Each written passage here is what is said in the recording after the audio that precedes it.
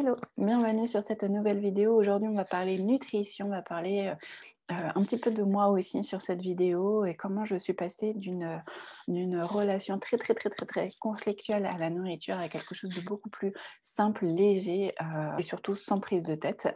Donc aujourd'hui, on parle nutrition et on va parler aussi de comment améliorer son rapport avec cette alimentation qui parfois nous est difficile, surtout quand on a peur de grossir. Donc, moi, j'ai fait partie des personnes qui longtemps admiraient, idolâtraient, rêvaient, fantasmaient sur ces personnes qui pouvaient manger ce qu'elles voulaient, quand elles voulaient, en quantité qu'elles voulaient et que ça n'avait aucun impact sur leur silhouette.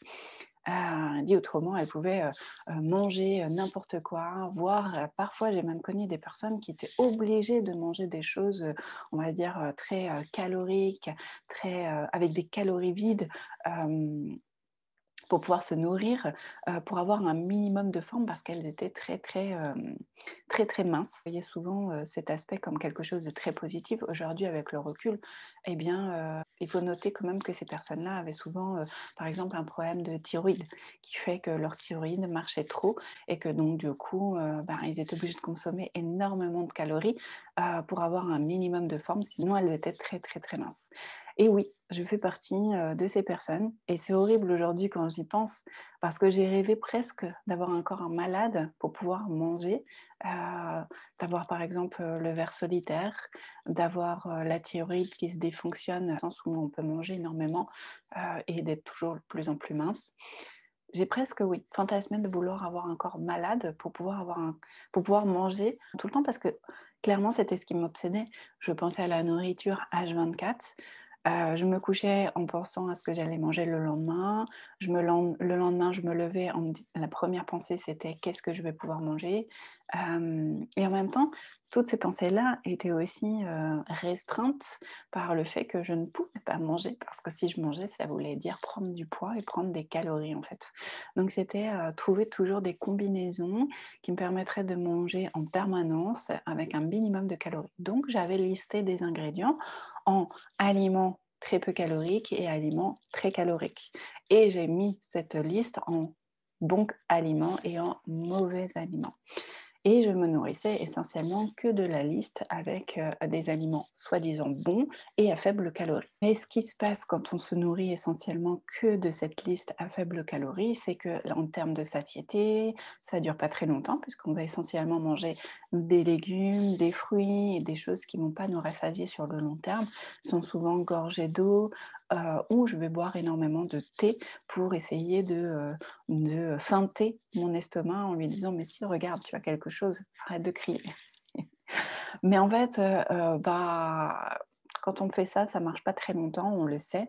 Je l'ai vu plein de fois. Alors du coup, je coupais des légumes en petits morceaux, j'épluchais, des carottes, je mangeais des radis, des tomates cerises, des concombres, tout ce genre de catégories que je pouvais mettre dans des dans des petits bocaux et puis je mangeais ça à longueur de journée. Je grignotais ça à longueur de journée, ça me donnait la sensation de manger et puis d'avoir ce côté sain parce que je me disais: «Bah, c'est des légumes, ça va, je mange sainement, c'est cool, je grignote tout le temps, mais je mange bien». Sauf que quand tout allait bien, moralement, quand ça allait bien, quand ma vie allait bien ou quand j'arrivais à me satisfaire de ça, c'était OK.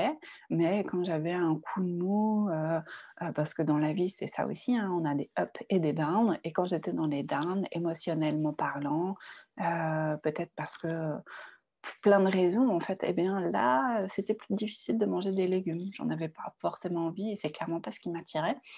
Et je fais partie des personnes qui ont, eu cette relation à la nourriture comme réconfort.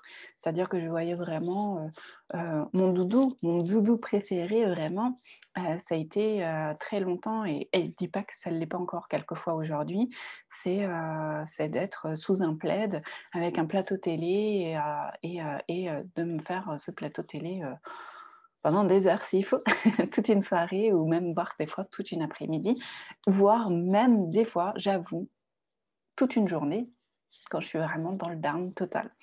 Et sauf que voilà, ce plateau télé, c'est pas, C'est hyper frustrant quand ça s'arrête à manger, 3 cuillères, d'un plat ou à grignoter, 3 morceaux de fromage. Non, l'idée c'est de manger, sur, plusieurs heures en fait. C'est de grignoter sur plusieurs heures. C'est pas de s'arrêter sur un seul truc et d'ailleurs, c'est presque frustrant quand ça s'arrête et que c'est déjà fini. Donc quand on mange un gâteau, même si on le coupe en 10 000 morceaux avec nos dents pour vraiment le déguster et se dire: «Ah là là, j'ai le droit qu'à ça», eh bien, c'est tellement frustrant quand on arrive à la fin, on se dit: «Non, j'en veux encore, je veux grignoter encore devant la télé, en fait». Et donc du coup, avant de comprendre que c'était mon schéma doudou, que c'était mon schéma vraiment où je suis en mode plaid, grignotage et télé et ben, ça m'a pris du temps. Ça m'a pris du temps et donc du coup, ben, ça m'a pris aussi beaucoup de calories, hein, forcément. Est-ce que c'était mal? Est-ce que c'était bien? C'est pas la question aujourd'hui, mais c'est vrai que, la première astuce que je vais te donner dans cette vidéo et qui m'a beaucoup aidée et qui en revient justement à ce schéma doudou, c'est, de comprendre nos schémas justement. Par exemple, moi, j'ai eu un autre schéma, qui a été très important et que j'ai mis du temps à reconnaître, c'était que, je n'aimais pas l'école quand j'étais petite. Peut-être ça va t'étonner, mais je n'aimais pas l'école quand j'étais petite. En fait, quand j'étais petite, mais même quand j'ai grandi, hein, j'ai jamais aimé l'école. Et en fait, ce qui se passait, c'est que, pour moi, c'était vraiment une contrainte d'aller à l'école et donc du coup, ma délivrance, ma liberté, le petit moment de plaisir dans ma journée, c'est quand je revenais de l'école et j'ai vraiment un ancrage très fort quand j'étais, particulièrement en primaire, parce que je pense que c'est là que ça a commencé et en fait, j'aimais tellement pas l'école que j'adorais ce moment où je revenais de l'école. Ce moment de sas, de décompression en fait. C'est comme si, j'avais été en apnée toute la journée pendant l'école et que, quand j'arrivais à 4 heures à la fin de l'école, et ben là, que ça y est, je pouvais enfin respirer en fait, que ça y est, je pouvais reprendre des inspirations, des expirations et être enfin moi-même et donc du coup, je me mettais, devant la télé et je goûtais. Sauf que, ce sas de décompression, il était assez court à mon sens parce qu'après ce sas de décompression, j'avais de nouveau une nouvelle contrainte, c'était mes devoirs. Si ce n'était, de faire signer aussi mon cahier de correspondance avec potentiellement un zéro ou une remarque comme quoi j'avais pas été sage. Bref, toujours une petite, tension. Donc du coup, je me retrouvais toujours avec cette tension, cette épée Damoclès qui était après. Et donc j'avais envie de continuer ce sas de décompression le plus longtemps possible et donc pour ça, je mangeais énormément devant la télé. Je savais que tant que je mangeais et tant que je goûtais eh bien, je ne passais pas à mes devoirs et ni à d'éventuels problèmes avec mes parents, comme faire signer mon carnet de correspondance. Et donc du coup, ben, qu'est-ce qui s'est passé? Eh bien, en âge adulte, quand j'avais des journées, qui ne me plaisaient pas parce que je devais rendre, un dossier, parce que je devais rendre ceci et que j'avais pas forcément d'idée ou pas envie de le faire ou voilà laisse.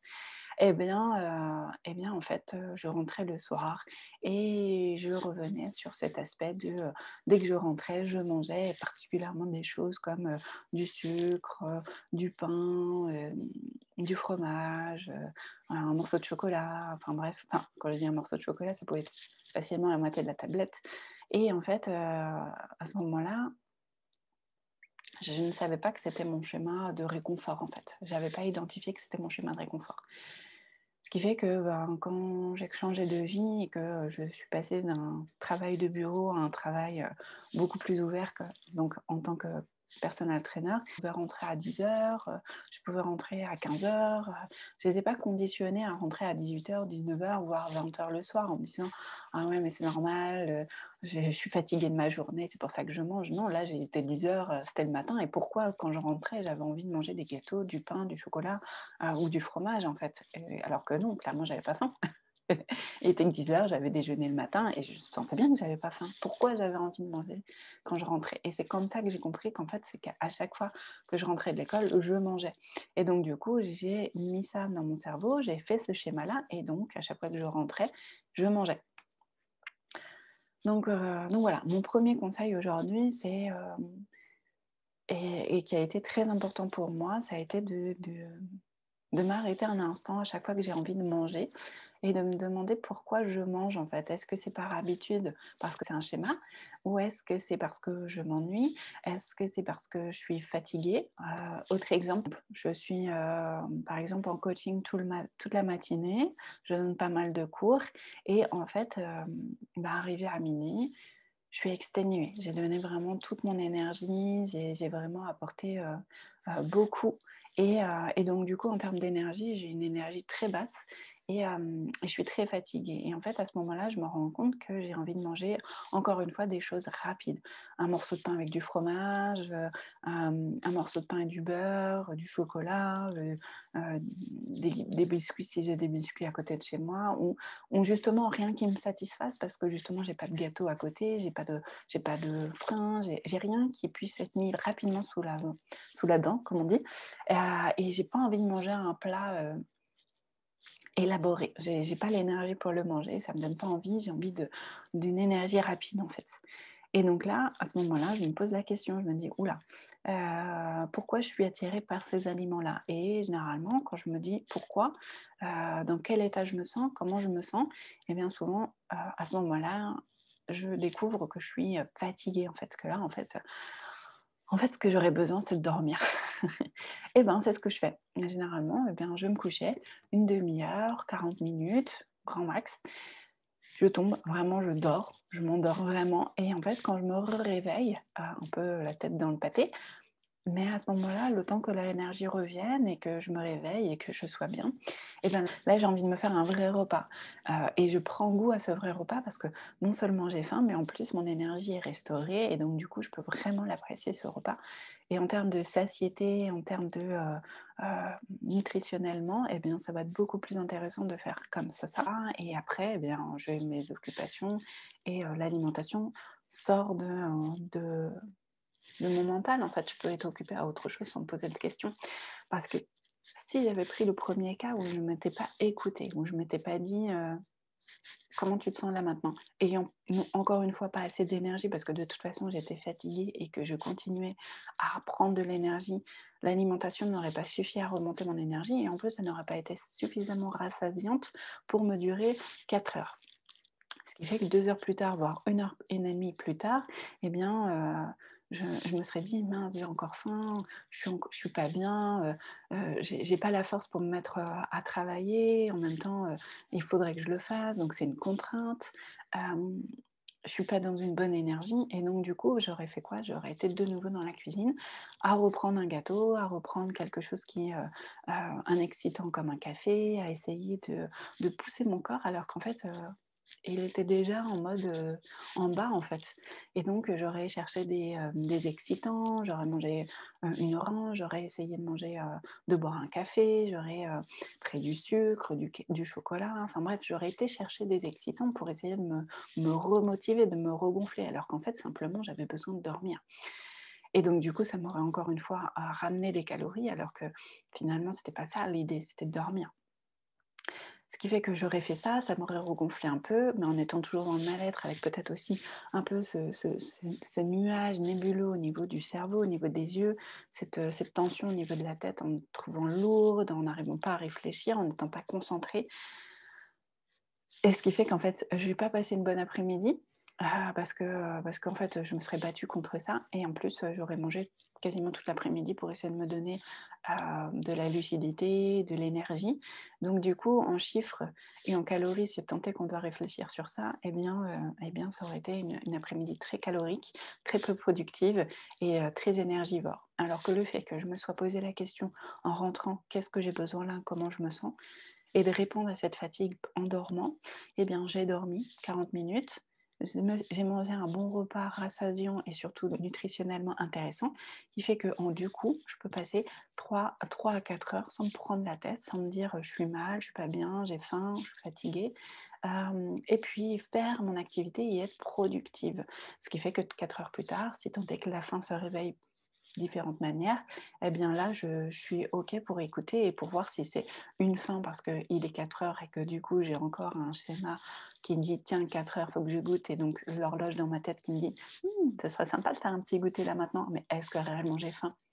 Voilà, à se poser la question Et c'est OK en fait, hein. Des fois je mange, j'ai pas faim, mais j'ai envie d'un carré de chocolat parce que ça me fait plaisir.